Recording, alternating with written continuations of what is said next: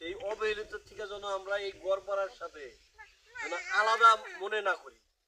ওই পাঁচজন খেলা গেলেও যেমন গড়পাড়া মনে করি, রানা দিয়ে আসলো যেন আমরা গড়পাড়া মনে করি।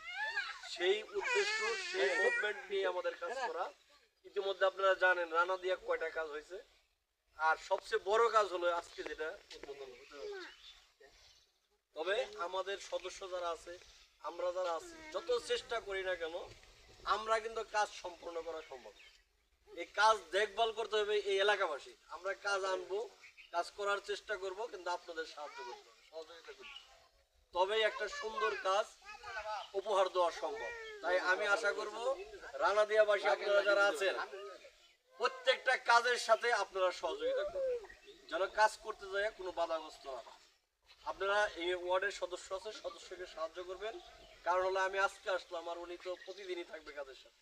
আপনারাও কাজ বুঝে নেবেন, যেন কাজে কোনো নিম্নমানের কাজ না হয়, টেকসই কাজ হয়, এটা আপনারা বুঝে নেবেন। আর আপনাদের সাথে আমার যে কথা, যে কমিটমেন্ট ছিল, ইনশাল্লাহ আমি যদি সামনে আরো সময় পাই অবশ্যই প্রত্যেকটা কমিটমেন্ট পূরণ করার চেষ্টা করবো ইনশাল্লাহ। পরিশেষে সবার সুস্বাস্থ্য কামনা করি। আজকের যে রাস্তাটা, এই রাস্তার দীর্ঘায়ু কামনা করি, সবার দীর্ঘায়ু কামনা করি, এবং রাস্তাটা সুন্দরভাবে আমাদের সম্পূর্ণ করার তৌফিক দান করেন মহান আল্লাহ তাআলা। সেই আশা রেখে আমি আমার সংক্ষিপ্ত কথা শেষ করছি। গণ্যমান্য ব্যক্তি এবং অন্যান্য নেতৃবৃন্দ, আসসালামু আলাইকুম। আমার কথা হলো, এই রাস্তাটা চেয়ারম্যান সাহেবের কাছে গেছিলাম আমি একদিন তিন বোর্ডে, ওনার সাথে আমি আবদার করছিলাম, উনি ওটার কাজটা প্রতিফলন করছেন। এই জন্যে আমার এই গ্রামবাসীর পক্ষ থেকে আমি ওনাকে সর্বপ্রথমে ধন্যবাদ জানাই এবং তার প্রতি আমরা কৃতজ্ঞতা পোষণ করছি। সবাই একটু হাততালিয়েই। আর একটা কথা হলো, আমরা রাস্তা করব ঠিকই আছে, কিন্তু রাস্তার পরিচর্যা কিন্তু আমাদের গ্রামে নাই। যেমন রাস্তা হইলে রাস্তার পাশে গোবর ভাঙ্গে, রাস্তার দেওয়া জানা, রাস্তার ইটের রাস্তাতে কোথাও দেওয়া জানা, বাড়ির আশেপাশ দেয়। এখানকার চেয়ারম্যান উপস্থিত আছেন এবং এখানকার 9 নম্বর ওয়ার্ডের মেম্বার উপস্থিত আছেন।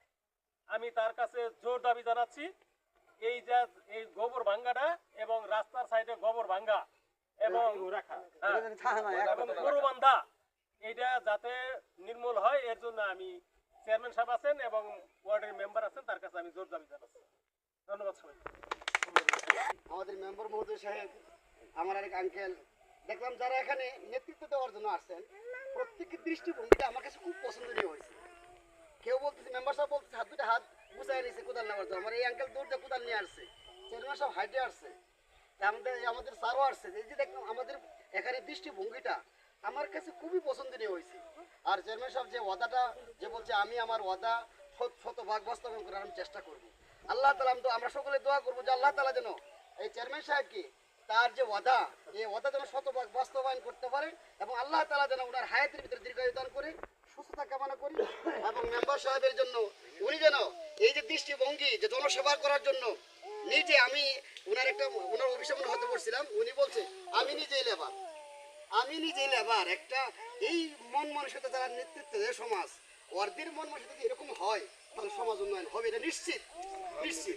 আল্লাহ এই এলাকার এই সমাজের অনেক নেতৃবৃন্দ, হ্যাঁ আল্লাহ পিন্টু চাচা এখানে উপস্থিত, আল্লাহ সকলের এই সমাজের ছোট বড় ধনী গরিব আল্লাহ সকল মানুষদেরকে নিয়ে মাওলা তোমার দরবারে দুটি হাত পূরণ করেছি মাওলা।